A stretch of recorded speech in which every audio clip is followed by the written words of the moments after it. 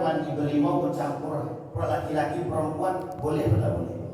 Tak boleh. Sekarang pertanyaannya, kita butuh fatwa dari para ulama yang mengatakan bercampurnya laki-laki perempuan dalam tradisi yang salah itu haram. Penting Pak. Menyambut bulan suci Ramadan baik, tapi ketika bercampur laki-laki dan perempuan baik atau tak baik? Tidak. Yang tadinya mubah menjadi haram. Tradisi ini sudah sekian lama. Kita tunggu. Apa yang mereka lakukan menjadi perubahan pola pikir pada masyarakat. 12. Ada ulama yang suka membuat tipu daya di agama alim. Makanya bahasa Umar bin Khattab Aimatul Mudillin.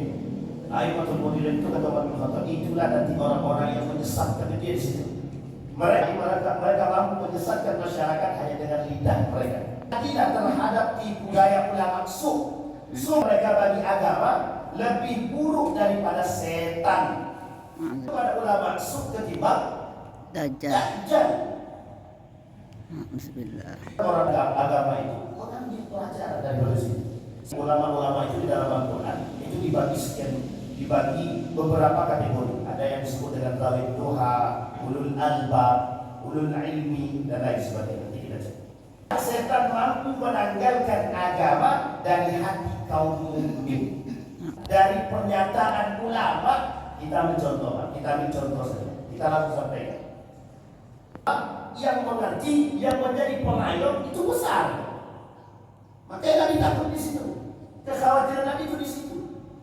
Mereka ketika mereka berbicara bersuara, justru itu yang kemudian membuat pola pikir masyarakat baru. Makanya Nabi khawatir. Ketika Nabi bercerita tentang hadis itu kepada para sahabat, diam para sahabat. Apa kata para sahabat? Kami berlindung dari hal demikian. Kami kajian itu pada diri kami. Makanya Bapak Ibu mohon maaf, ulama-ulama kita terdahulu mempelajari namanya ta'limul muta'allim. Itu penting karena untuk mengetahui akhlak dan etika dalam belajar itu. Satu, bisa jadi ilmu yang dituntut salah. Yang kedua, bisa jadi yang dia makan masih bercampur syubhat dan yang haram. Bukan yang halal lagi, yang syubhat dan yang haram. Yang ketiga, bisa jadi ketika mereka bertemu dengan dunia, kecintaan mereka terhadap dunia kuat sehingga mereka kalah. Ulama yang seperti itu saja umat manusia bisa tertipu. Apalagi dengan dajjal. Ilmunya kepada penguasa, kelak mereka akan menjual hal yang demikian kepada dajjal. Tangan dajjal. Makanya disifati oleh Nabi dalam hadisnya, dajjaluna kadzabun, kata para ulama hadis, mensifati sifat dajjal. Banyak manusia kelak di akhirat itu mensifati sifatnya dajjal. Yang ke-13, menjilat penguasa. Ya, penguasa ya. Ada juga. Kita menjilat penguasa. Seorang ulama pengen punya kedudukan, datangnya kepada meminta dia jabatan. Nanti kau jadi menteri agama ya. Siap. Salah kali pemimpin dari calon pemimpin dari atau calon penguasa dari. Iya. Tak mungkin betul. Kalau perlu nanti dia disebabkan kesalahan itu pada dirinya bukan kepada penguasa. Yang uniknya lagi, pemimpin yang salah, penguasa yang salah, kesalahan itu dinisbatkan kepada dirinya saking pengen jilatnya. Saking pengen jilatnya. Yang mencaci maki ulama yang lain di depan khalayak ramai tak ada. Lalu mengatakan mampu mereka menjatuhkan martabat ulama yang lain di hadapan penguasa. Sama dengan Ustaz A, B, C atau apalagi majelis ulama Indonesia, tak usah.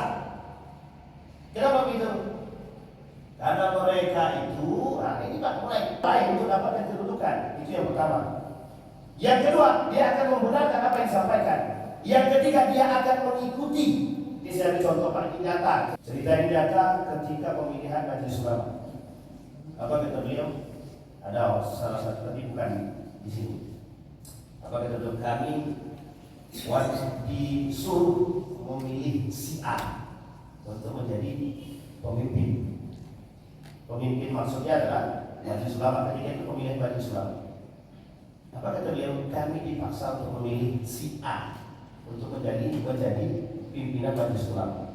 Yang menjadi pimpinan majelis ulama ini, dia tak punya adab, tak berkarakter. Saya sampaikan secara personal. Apa jawaban beliau? Oh tidak, Wan. Kita harus bergabung. Kita harus merubah. Kita harus merubah. Di dalam itu kalau busuk, kalau buruk, kita harus rubah. Saya sampaikan seperti ini. Anda siapa? Mampu merubah di dalam itu? Kalau Anda tak mampu merubah dalam itu, lebih banyak dari Tuhan. Berjalan Pak, akhirnya beliau dilantik, disumpah menjadi bagian daripada pemimpin majelis tadi. Singkat cerita, jalan 2 tahun. Dia datang, kemudian dia telepon saya, Wan, sepertinya saya bakal keluar dari kelompok tersebut. Saya bilang apa sih? Anda tak akan mampu. Bayangkan Pak, pimpinan majelis, pimpinan majelis ulama ketika itu, ini di salah satu tempat, pimpinan majelis ulama ketika itu mencium tangan seorang politikus. Di mana harkat martabat Pak? Dia bukan dalam tidak. Ya. Untuk mendapatkan apa? Ternyata politikus tersebut berduit. Dicium karakter ulama masuk, duduk kita dengan dia. Itu beda tipis kita sama dia Pak. Dan antum S2 kata lainnya, sama ini sama. 10-20 misalnya, 11-12 tahun. Kalau 10-20 jauh Pak. Bayangkan Pak. Cuma itu tadi. Wa minan nasi man yu'jibuka qawluhu fil hayatid dunya, kata Allah. Nanti kelak memang begitu. Banyak manusia yang tertipu dengan bahasa mereka, dengan ilmu mereka, dengan sifat mereka, dengan karakter mereka. Karena mereka alim, muncul berbagai macam helah. Untuk apa? Untuk menjaga diri mereka. Jadi seakan-akan mereka tak mau disalahkan. Jadi seakan-akan apa yang mereka sampaikan itu betul. Tapi pada hakikatnya itu helah. Helah itu adalah tipu daya Pak. Yang bergelar ulama atau intelektual yang menjilat penguasa dan menjadikan kaum kafir sebagai teman karib, serta menafsirkan Al-Quran sekehendak nafsunya. Makanya yang digunakan untuk menafsirkan Injil, kita pakai untuk menafsirkan Quran. Kita tak ada hadis, kita hadis ada tinggi. Al-Khattab ulama maksud adalah mereka yang munafik tapi berilmu. Inna akhwafa ma akhafu ala ummati, yang paling aku takutkan nanti kelak di akhir zaman, munafikun alimul lisan. Orang munafik alim, lisannya pintar, cerdas. Tapi pada hakikatnya mereka penjinak. Kata Mu'az bin Jabal membagi ulama suk dalam 7 tingkatan neraka. 7 tingkatan neraka. Mu'az bin Jabal membagi ulama suk dalam 7 tingkatan neraka. Tingkatan yang pertama, kata Mu'az bin Jabal, ulama yang jika mengingatkan manusia ia bersikap kasar. Ini yang paling rendah. Ia bersikap kasar, jika diingatkan oleh manusia ia menolak dengan tinggi hati. Tingkatan yang kedua, ulama yang menjadikan ilmunya alat untuk mendapatkan pemberian penguasa. Kata Mu'az bin Jabal yang ketiga, ulama yang menahan ilmunya tak menyampaikan. Artinya orang yang berilmu tapi tak menyampaikan ilmu tersebut. Keempat, sebenarnya itu lebih yang lain. Yang keempat itu ulama yang memilih-milih pembicaraan dan ilmu guna menarik wajah orang-orang, dan ia tidak memandang orang-orang yang memiliki kedudukan rendah. Nah, ini juga ada kita dapat mereka memandang manusia itu sama. Mereka memandang manusia sama. Perbedaan si A, si B, si C, ilmunya tinggi atau tak tinggi. Baik, kita sebagai seorang muslim yang terakhir, sikap kita sebagai seorang muslim. Yang pertama Bapak Ibu, kita bertakwa kepada Allah dan memohon kepada Allah dijauhkan dari orang-orang seperti ini. Itu yang pertama. Kalau kita tahu, kita berdoa kepada Allah, jauhkan kami dari orang-orang seperti itu. Itu yang pertama. Yang kedua, yang dilakukan oleh baginda Nabi Muhammad SAW. Hadis diriwayatkan oleh Hakim. Apa kata Hakim? Ulama adalah kepercayaan tidak bergaul dengan penguasa dan tidak asyik dengan dunia. Jika mereka bergaul dengan penguasa dan asyik terhadap dunia, maka mereka telah mengkhianati para rasul. Karena itu jauhilah oleh kalian mereka. Jangan duduk.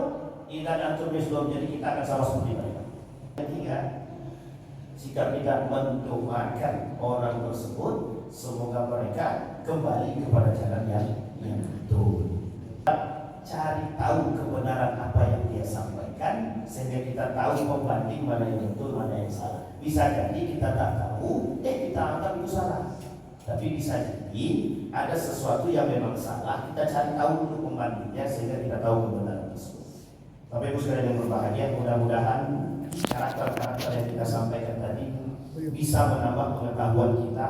Tapi mohon maaf, kita tak boleh katakan, oh Ustaz telah maksud, tak boleh. Tak boleh, sekalipun kita tahu karakter itu mereka munafik, mereka ulama maksud, tapi kita jangan katakan mereka ulama maksud atau Ustaz sub, tak boleh. Cukup menasehati mereka dengan cara yang baik. Saya kira itu saja, mudah-mudahan bermanfaat. Assalamualaikum warahmatullahi wabarakatuh.